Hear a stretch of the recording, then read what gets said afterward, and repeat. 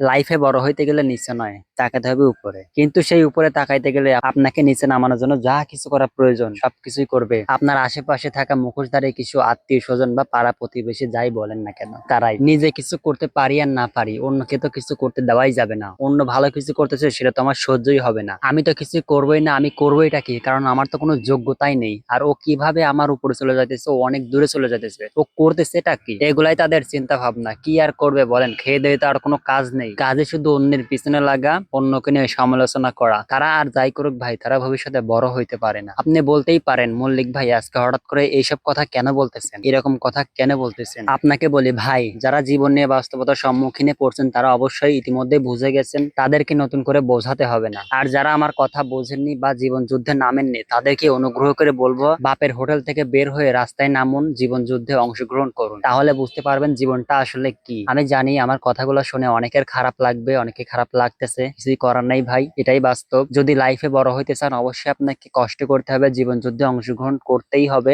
যদি নাও পেইন, তবেই হবে তোমার গেইন। দোয়া করি আমার পিছনে লেগে থাকা মানুষগুলো যেন অনেক বড় হইতে পারে, লাইফে যেন অনেক কিছু করতে পারে, তাদের জন্য শুভকামনা থাকবে। আর সবাইকে উদ্দেশ্য করেই বলতেছি, যদি আমার কথা ভালো না লাগে, আমার ভিডিও যদি ভালো না লাগে, অবশ্যই আনফলো করে চলে যাবেন। আর পরিশেষে একটা কথাই বলবো, যদি আমার কথায় কষ্ট পেয়ে থাকেন তাহলে প্লিজ ক্ষমা দৃষ্টিতে দেখবেন। তো আজকের ভিডিওটা এই পর্যন্তই। আল্লাহ হাফেজ, আসসালামু আলাইকুম।